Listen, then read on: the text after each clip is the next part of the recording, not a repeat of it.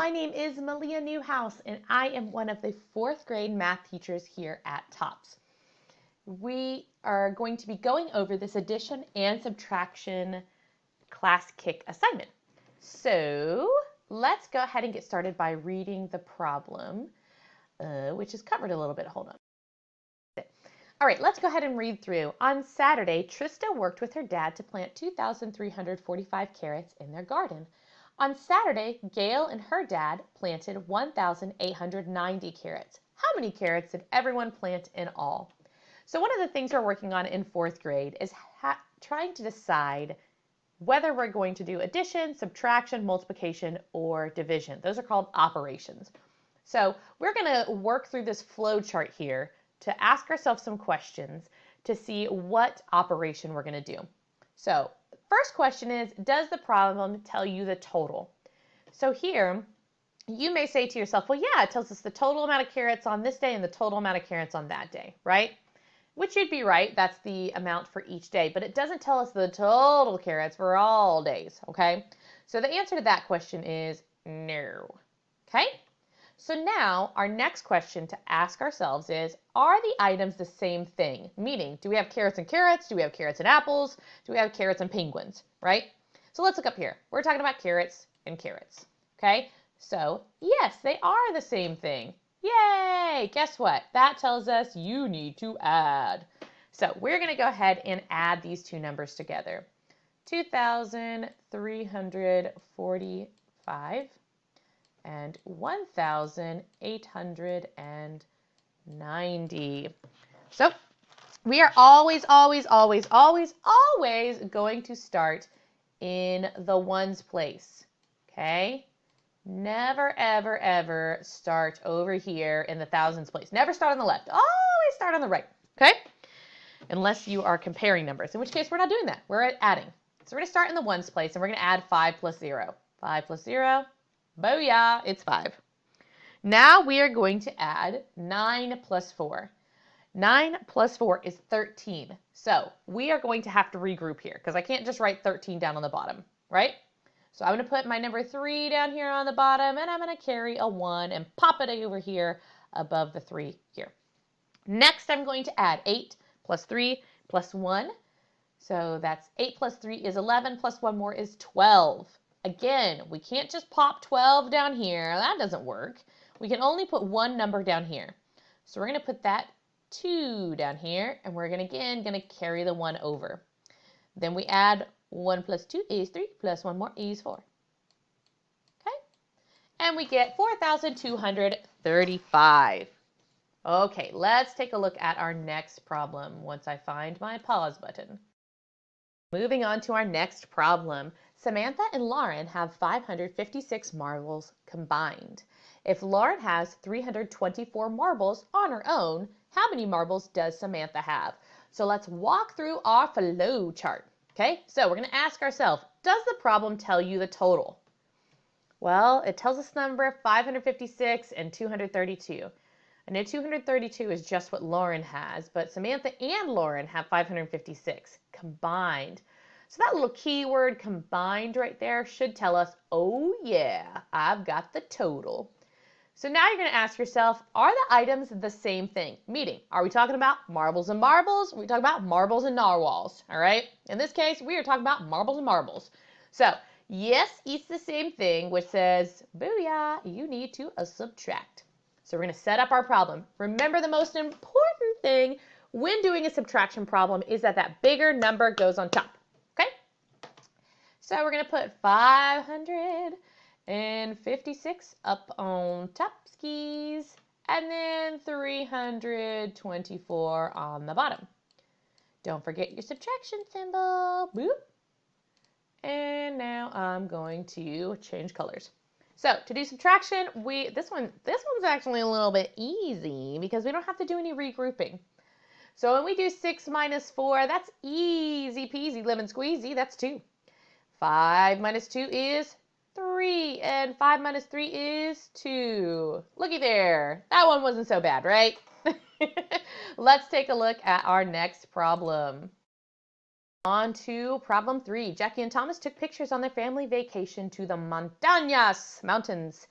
Jackie took 782 pictures and Thomas took 489 pictures. How many pictures did Jackie and Thomas take all together? Let's go through our flow chart. All right, ask yourself, does the problem tell you the total?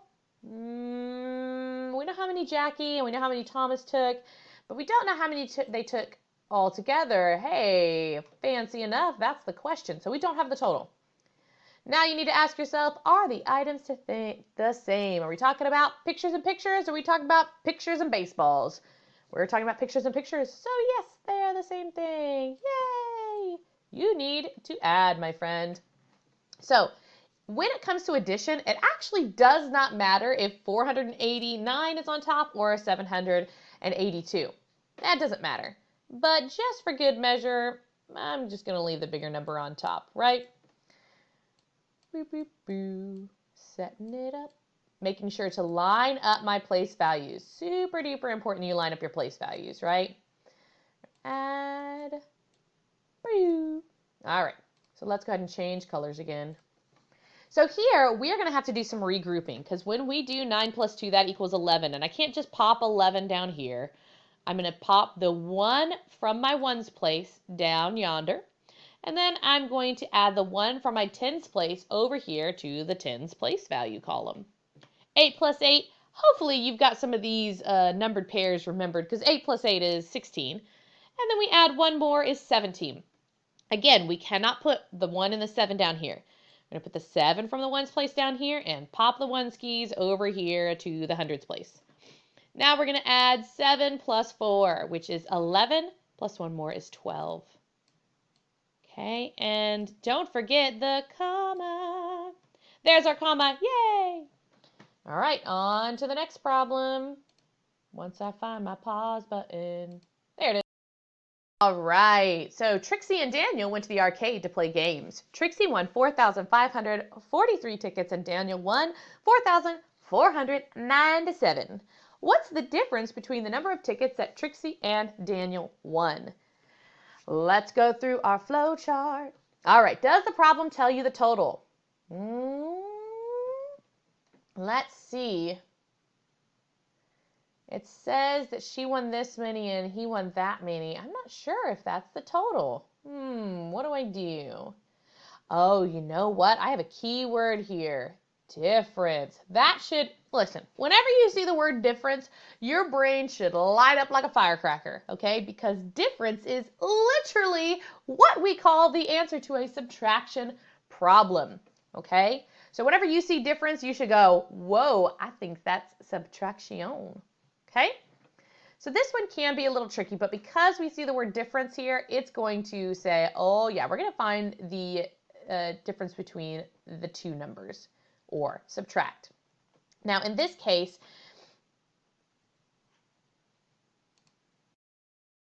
our flow chart breaks down a little bit because in this case we do have the total that Trixie had and we do have Daniel's total. So we have to subtract here. This flow chart isn't the best for all circumstances. It works in most. But sometimes you're just going to have to think through other things that you have from the problem that tell you what we're doing here, okay? And because we have that word difference, even though we have two separate numbers, it's not the total of those two numbers together. We just have to focus on keywords. So flowchart works in most circumstances, but sometimes it's going to break down a little bit, okay? And I think it's important for you to know that. And you have to think through what the question is asking, okay? So always focus on what the question is asking. What's the difference between the number of tickets that she had and he had, okay? So we're going to go ahead and set that up. 4,543 and 4,497. I'm going to put my commas in here. Whoop, whoop. And I'm going to do a little subtraction. All right, we're going to start in the ones place. We never start over here. We're going to start right here. And we have 3 minus 7. Now, can I give you 7 of something if I only have 3 of it, right? No, of course not. Can't. If I only have 3 pins, I can't give you 7. I only have 3. What do you want from me, right? So I'm going to need to go next door. I'm going to cross off my 4, and I'm going to borrow from that 4. That 4 becomes a 3. This 3 becomes 13. Okay, and we have 13 minus 7 is 6. Now again, we have the same circumstance here. We can't take 9 away from 3, right? So we are going to go next door. That 5 becomes a 4, and this 3 becomes 13. 13 minus 9 is 4. Now over here we have 4 minus 4 is 0, 4 minus 4 is 0. Hey, we're already at our answer. Woo, woo. All right. All right, now we're going to move into some big numbers, okay? Big bada boom numbers, that's what I'm going to call them. But these are not in word problems. So we already know what operation we're doing here. We're just working through some bigger numbers where you might have to do some more regrouping or borrowing. So let's start with number 7. We're doing addition. So 5 plus 8. All right, 5 plus 8 is 13. So I'm going to drop my 1 here. Oops, I'm going to drop my 3 here. And then carry my 1. 0 plus 1 is 1. 9 plus 0 is 9. Don't forget your comma. 6 plus 3 is 9. And 5 plus 4 is 9. Okay? Let's go on to our next problem. It seems to me that more kids struggle with borrowing than they do with regrouping.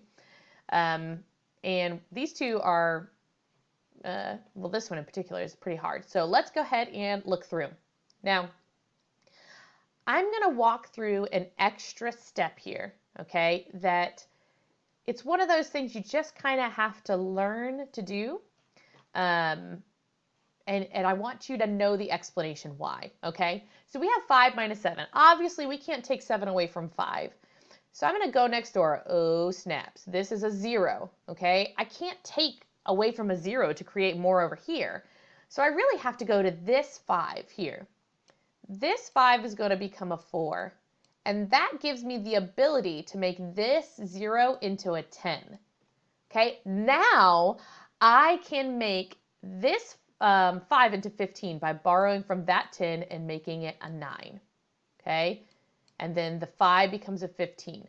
So what happens a lot whenever people are working through problems like this and you have to skip over a 0 is that they make the 0 into a 9 and they move right on over to this 5 and make it a 4. So they skip the step of making the 0 into a 10, which is fine.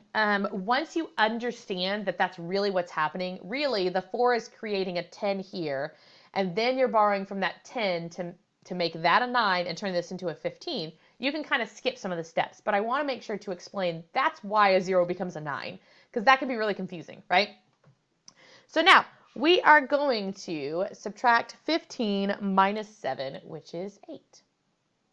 Then we have 9 minus 2, which is 7. 4 minus 3 is 1. And now we've got 3 minus 5, which we can't do. So our 7 becomes a 6, and our 3 becomes a 13. 13 minus 5 is 8. Yay! All right, let's move on to our next problem. It's an addition problem. This one, honestly, a little bit easy, all right? We got 9 plus 0. I think y'all can do that. We have 7 plus 0. We have 9 plus 0 again. Don't forget your comma. Then we've got 7 plus 0, and then 9 plus nothing. Boom. Again, not such a big deal. So on this last one, I'm going to show you what you can do. Remember, we've already gone over how the 0 becomes a 10, really, and then you borrow from it, right? But here, I'm going to show you how you can kind of skip that step of making it into a 10. So we've got 0 minus 4. I can't do that, right? So I need to borrow. So what I'm going to do, I'm automatically going to turn that 0 into a 9. I've got another 0 next door, so I'm going to turn that guy into a 9 as well. And then my 2 becomes a 1. Now, I've done all the things I need to do to create this into a 10, okay? What I've really done is I've made a 10 here and a 10 here, and I've kind of borrowed as I go along. But it's best practice in math to just make these into 9s and just know, all right, this is good math. I make those into 9s, and then I borrow from my next whole number, okay? So then I have 10 minus 4 is 6. 9 minus 5 is 4. 9 minus 5 is 4. Then I have my 1 minus 9, which I can't do. So again, I'm going to create this into a 9, and this becomes a 1. And then my 1 over here becomes an 11. 11 minus 9 is 2, 9 minus 8 is 1, and then we drop down the 1. All right, that is all of the problems from the Class Kick assignment. If you have additional questions, please reach out. I hope you have a wonderful day.